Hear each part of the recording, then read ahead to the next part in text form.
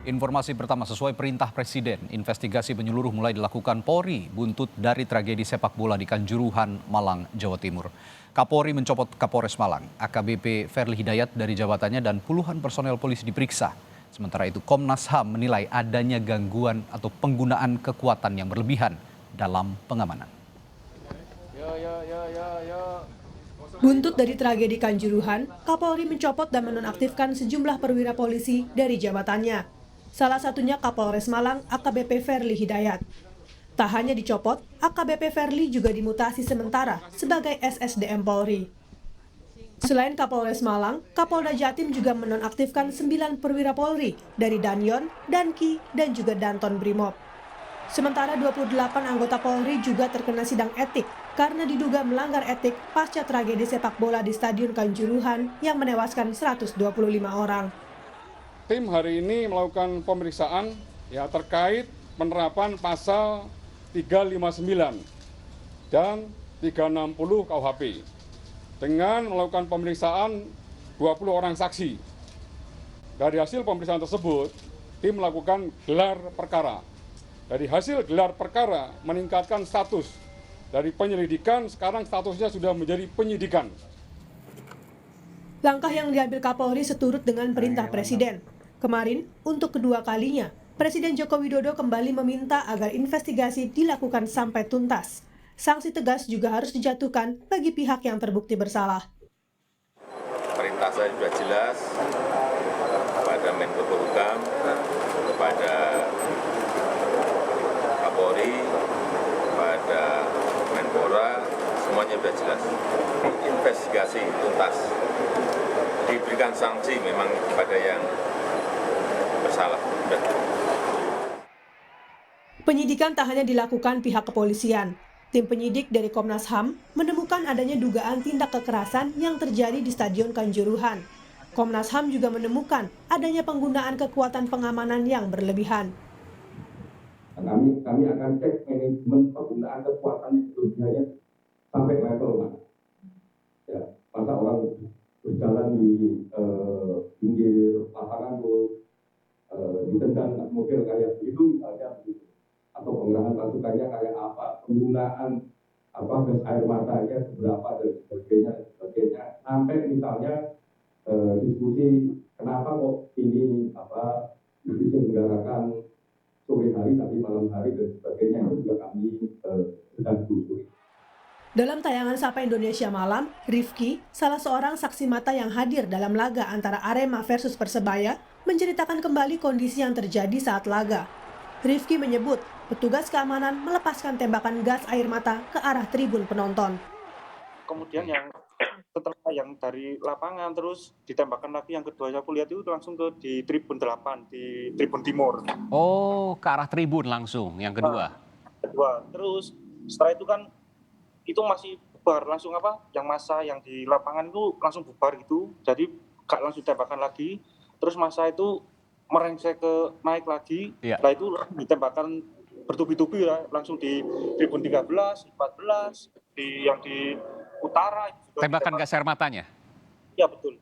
Pintunya di bawah itu juga ini banyak, kan itu sudah banyak korban, jadi kebanyakan korban dibawa ke arah VIP, karena di VIP itu kan dekat dengan tim medis, dekat dengan ambulan, jadi aksesnya itu ke VIP semua. Jadi di pintu keluar VIP itu banyak korban yang sudah berjatuhan, Pak, yang sudah dijejer-jejer gitu, Pak. Oh, Anda melihat yang sudah dijejer-jejer, maksudnya sudah meninggal atau dalam keadaan tidak sadar minimal? Ada yang masih ini, Pak, kejang-kejang, ada yang sudah mukanya biru gitu, Pak. Semua saya melihat sendiri.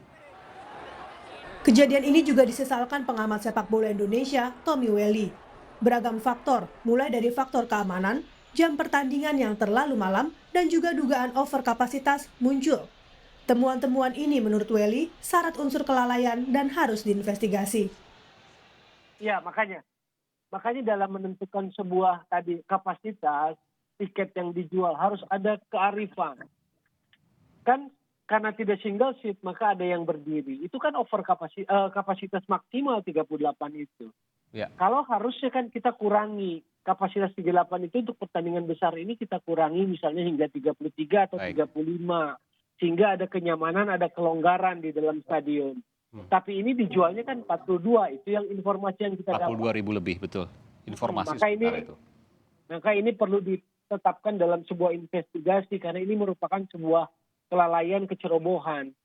Dalam prinsip pelaksanaan pertandingan, kenyamanan dan keamanan itu harus dijamin oleh tim tuan rumah terhadap tim tamu, terhadap perangkat pertandingan maupun terhadap penonton. Baik. Nah, aspek itu harus dipertimbangkan, diperhitungkan. Baik. Kini proses investigasi telah memasuki tahap penyidikan. Artinya, ada kemungkinan munculnya tersangka dalam kerusuhan ini. 20 saksi telah diperiksa dan pemeriksaan saksi-saksi lain masih terus berlanjut. Tim Liputan, Kompas TV. Ada jurnalis Kompas TV Alfania Rizky yang saat ini berada di Polres Kabupaten Malang, Jawa Timur untuk memantau jalannya pemeriksaan yang dilakukan. Alfa, polisi menyebut setelah melakukan gelar perkara, status penanganan ini sudah naik dari penyelidikan ke penyidikan. Sudah diketahuikah siapa tersangka yang ditetapkan polisi dan apa sangkaan pasal yang ditetapkan polisi? Ya, kalau dari update terakhir yang disampaikan oleh Kadif Humas Polri Irjen Dedi Prasetyo sampai saat ini masih terus didalami karena baru masuk statusnya menjadi status penyidikan. Artinya penyidik ini masih terus mendalami dan memeriksa begitu ya alat bukti dan juga saksi-saksi terkait dengan kasus pidana kerusuhan di Stadion Kanjuruhan Kabupaten Malang.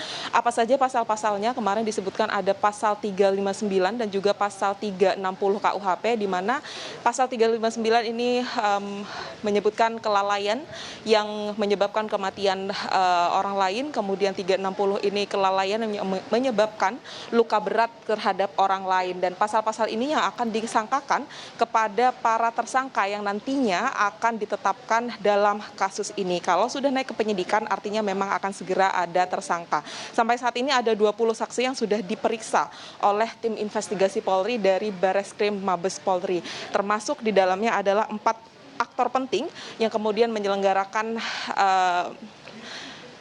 pertandingan antara Arema FC dengan juga Persebaya. Antara lain ada Direktur PT Liga Indonesia Baru, Ketua PSSI Jatim, Ketua Panitia Pelaksana Arema FC, dan juga Kadispora Provinsi Jawa Timur. Terlalu dini untuk menentukan atau mengetahui siapa tersangka sebenarnya, tetapi dari 20 saksi yang sudah diperiksa oleh Bareskrim Polri ini ada kemungkinan besar akan ada pemeriksaan saksi-saksi lainnya dan pengumpulan alat bukti lanjutan. Karena kalau dari hasil gelar perkara dan kemarin juga memeriksa tempat kejadian perkara, ada beberapa yang sudah didalami oleh tim investigasi Polri, yaitu mendalami dan menganalisa 32 titik CCTV yang tersebar di dalam Stadion Kanjuruhan, kemudian memeriksa 6 buah HP, yang 3 diantaranya ini milik Aremania dan juga 3 diantaranya ini masih diidentifikasi, serta tentu saja membantu olah TKP atau olah tempat kejadian perkara yang sudah dilakukan oleh tim investigasi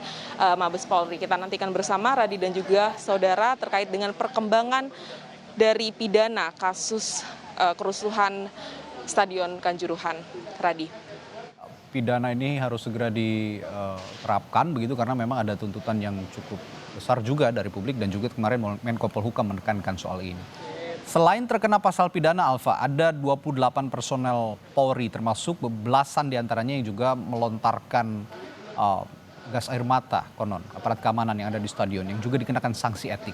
Bagaimana nanti rencananya pelaksanaan sidang etiknya, Alfa? Ya, benar sekali. Selain memeriksa dari sisi pidana begitu ya, tim investigasi Polri ini juga mendalami pelanggaran atau dugaan pelanggaran kode etik yang disangkakan kepada setidaknya 28 anggota Polri, termasuk 9 diantaranya adalah perwira Polri yang sudah dimutasi atau dinonaktifkan saat ini. Tetapi kemudian pelaksanaan kode etik atau sidang kode etiknya ini belum ditentukan kapannya karena saat ini masih proses pemeriksaan dan pendalaman barang bukti. Tentu saja di Propam Polri sebagai pihak yang paling berwenang untuk melakukan pemeriksaan terkait dengan kode etik ini akan memperhitungkan seperti apa pelanggaran-pelanggaran atau dugaan pelanggaran kode etik yang dilakukan oleh 28 anggota Polri ini. Apakah kemudian akan ada penambahan anggota Polri lain mengingat seksi pengamanan atau anggota pengamanan yang berada di Stadion Kanjuruhan pada kala itu tentu saja lebih dari 28 orang. Tetapi yang kemudian disebutkan memegang alat pelontar ini memang hanya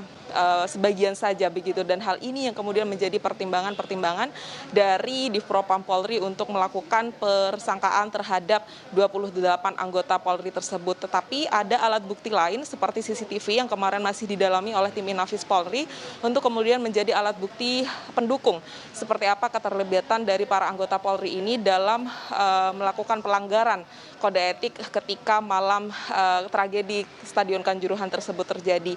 Kalau dilihat dari pelaksanaan sidang kode etik seperti yang sudah dilakukan sebelum-sebelumnya, tentu saja Divpropam Polri ini akan mengambil waktu setidaknya 21 hari sampai 30 hari, kemudian nanti akan ditentukan begitu keputusannya seperti apa, sanksi yang akan diterima terhadap para anggota Polri ini. Apakah mereka akan dikenai sanksi berat, sedang maupun ringan, dengan kategori sanksinya ini berbagai macam begitu. Ada yang kemudian hanya mendapat sanksi etika saja, tetapi ada juga yang memang tergolong sedang maupun berat pelanggarannya akan dikenai sanksi administrasi juga.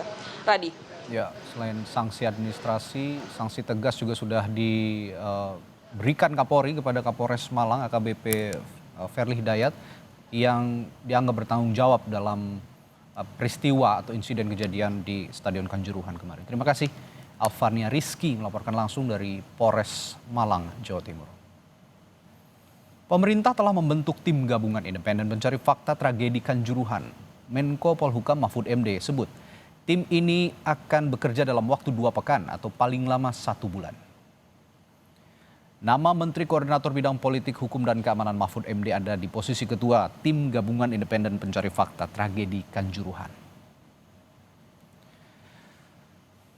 Sementara posisi wakil ketua diisi oleh Menpora, Menteri Pemuda dan Olahraga Zainuddin Amali.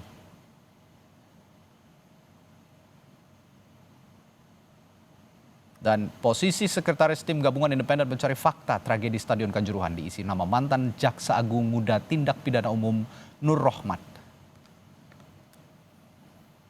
Ada 10 nama anggota dalam tim ini, diantaranya Profesor Renald Kasali, akademisi Universitas Indonesia, Profesor Sumaryanto, Rektor Universitas Negeri Yogyakarta.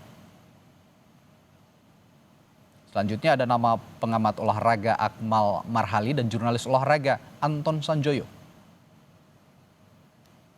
Ada juga nama Nugroho Setiawan, mantan pengurus PSSI dengan lisensi FIFA, dan nama mantan Kepala BNPB Letjen Purnawirawan Doni Monardo. Nama mantan Ketua Umum 1 KONI Maijen Purnawirawan Suwarno juga mengisi nama tim gabungan independen mencari fakta tragedi Stadion Kanjuruhan. Selanjutnya ada nama mantan Wakapolda Kalimantan Barat Irjen Purnawirawan Sri Handayani. Lalu nama mantan pimpinan KPK Laude Muhammad Syarif serta mantan pesepak bola nasional Kurniawan Dwi Yulianto juga ada dalam tim ini.